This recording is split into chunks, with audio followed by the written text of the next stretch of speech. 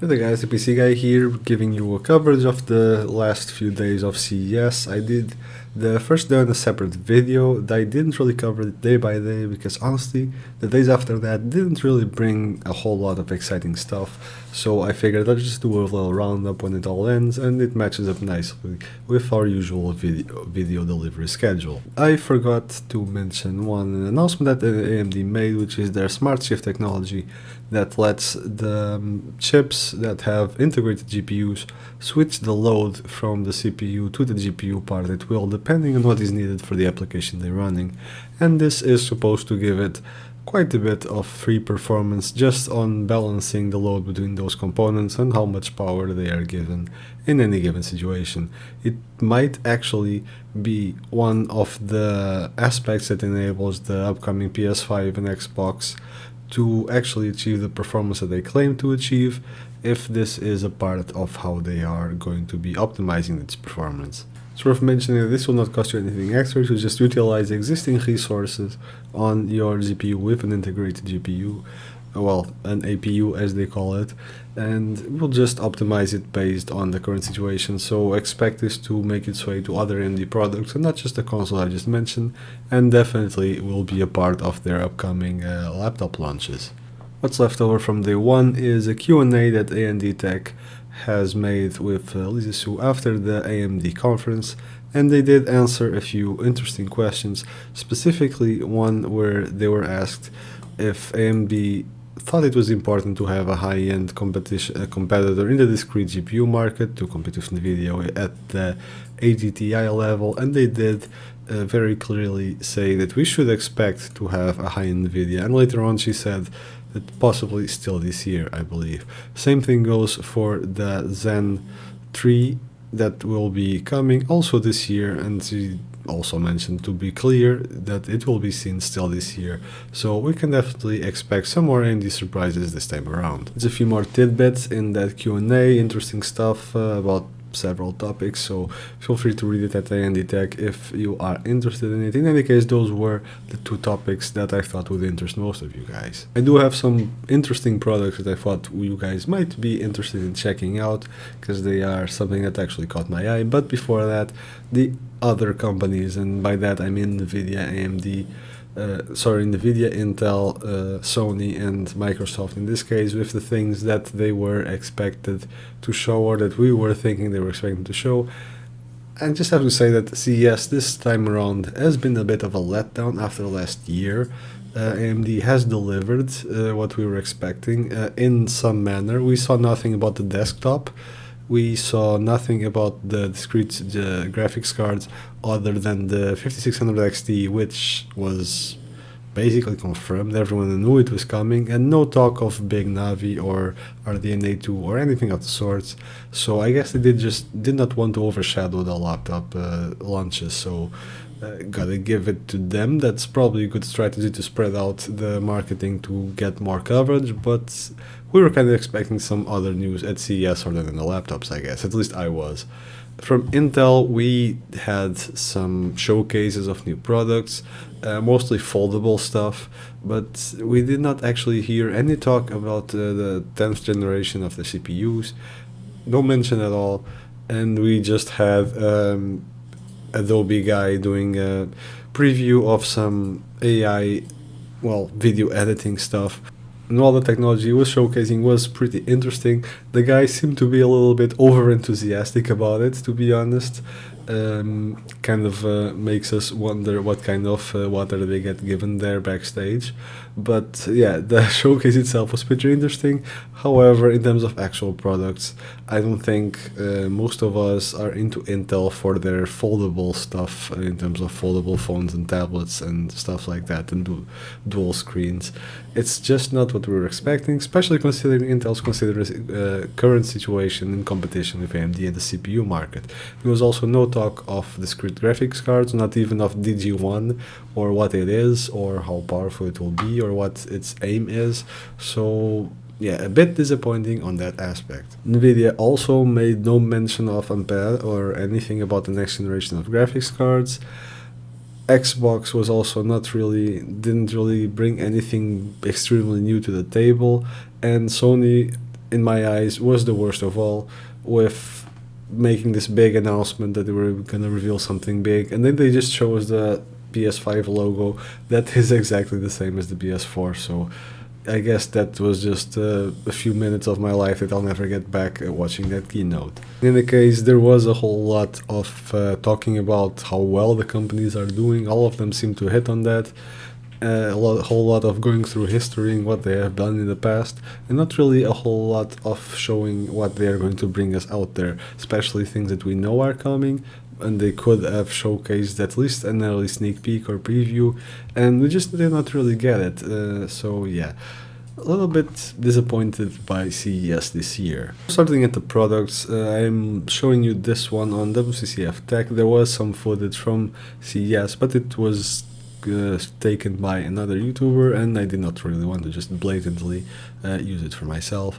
And they're launching the Odyssey X case. It's an extreme high-end case on the $400 price range, which is quite a lot for a case, but it is just extremely customizable. It comes divided into several parts that you can basically switch around and give it your own look and design.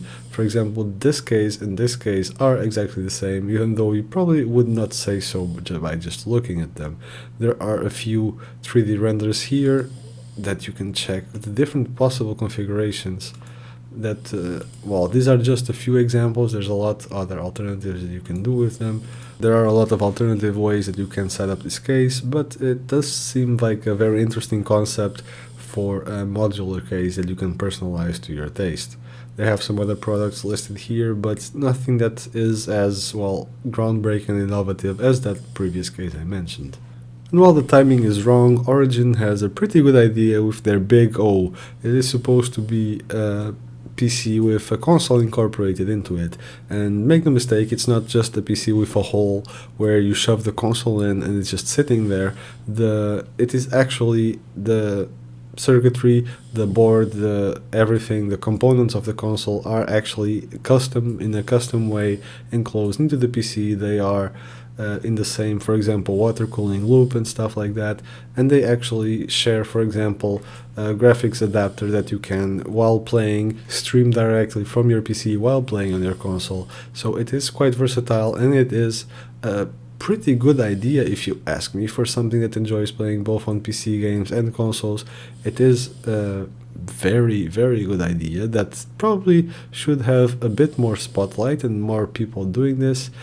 What is the thing holding it back, though, is they are launching it now at CES with, as you can see, Xbox One X and the PlayStation 4 Pro in there, and we're getting PS5 and the new Xbox next year. So yeah, I'm not sure that a lot of people are going to drop the dime on this for hardware, for a console that is basically going to be relevant in a year's time. Because make me no mistake, this is not cheap. It comes with a Titan RTX, for example, so that alone already tells you the caliber that the system will be.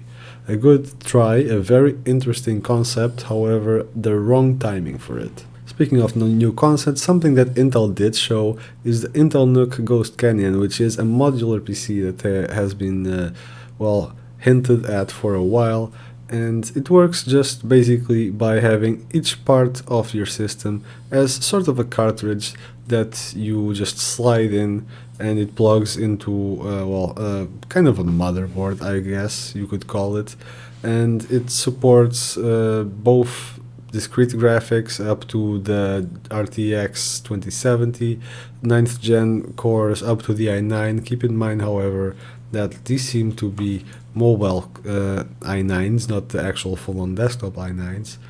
And, well, even the CPU is replaceable in this sort of cartridge system, so if you have to switch out components often, this is probably one of the easiest ways to do it. However, I have some concerns about performance as compared to a PC, and, well, it will always, as always, it will depend on the pricing, how worth it actually is. On the same vein of thought, Razer Tomahawk is actually a better option in this case. It has the same idea as Intel, being a modular PC. It is also a small form factor, as you can see, very small. If you see it here next to a screen, it is smaller than the screen is even, so highly portable. And it has the same type of installation as in, it has like, well, let's call it it has the PCB from the motherboard. Let's call it the motherboard. It has the CPU in it. You have a power supply on the side. You slide the graphics card in there and you're good to go, and you just slide the whole thing in there. So it does seem to be a lot better option, considering it can handle up to an RTX 2080 Ti. So that's a whole lot more performance that you're getting than you would be getting from Intel's option. CPU wise, however, you are also limited to the HK series, so nothing really changes much there, but at least graphically you can get a better graphics card solution.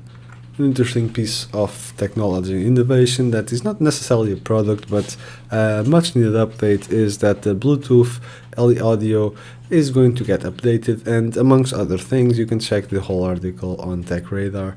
It will support streaming to more than one device at once. Now you're thinking, why would I need my Bluetooth streaming to more than one device at once when I'm like listening to music, for example?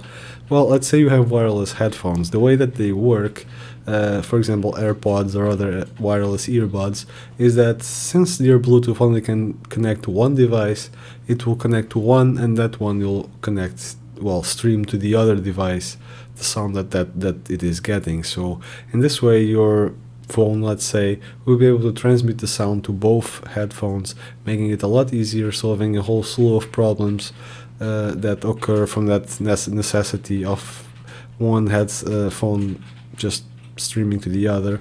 And, well, better quality, probably improvements in battery life, I would say, and just an easier time for everyone. And obviously, if you use more than one device, like several, let's call it Bluetooth speakers, for example, being able to connect to all of them at once will definitely simplify everyone's life.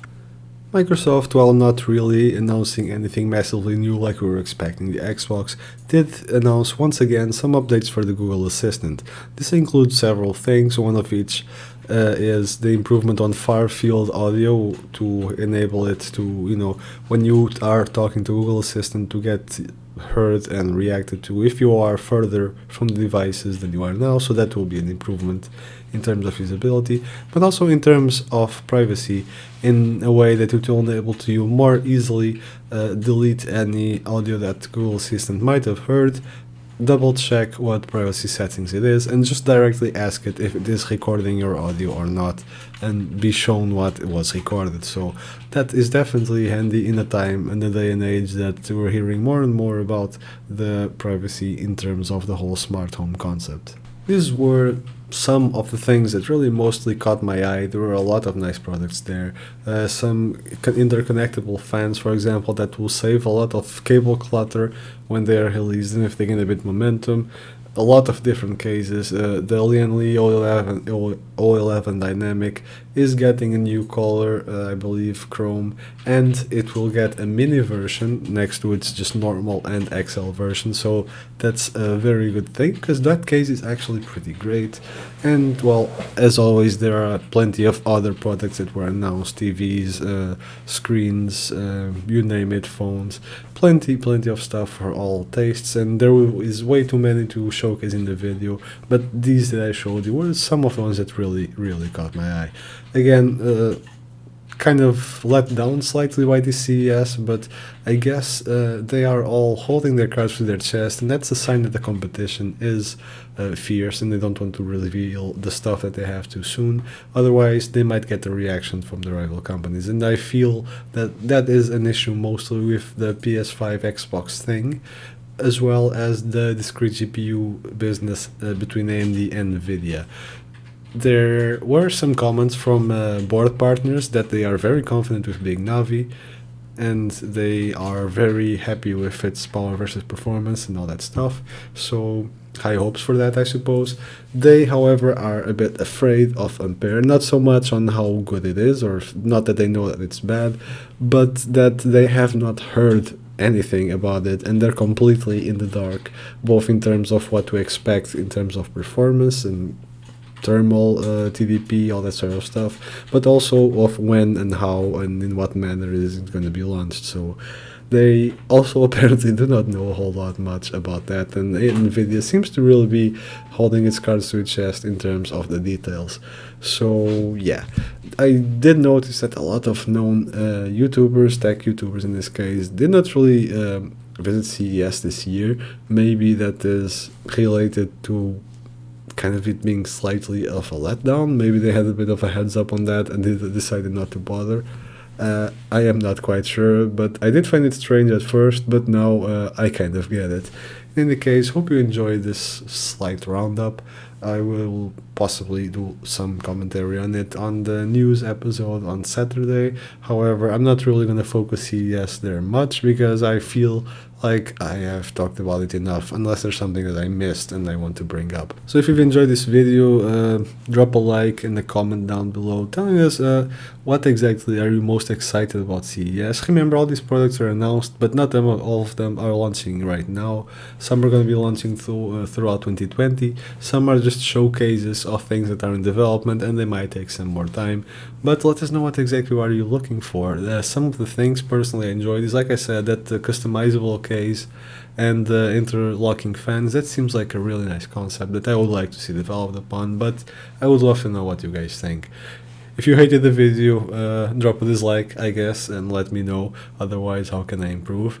Let me know exactly what you would like to see in other videos done differently, and feel free to check the rest of our content and consider subscribing to the channel, because that's the only way that we are going to be growing somehow in the future. So everything will be appreciated. I hope you guys enjoyed it. See you guys next time. In the meantime, have fun.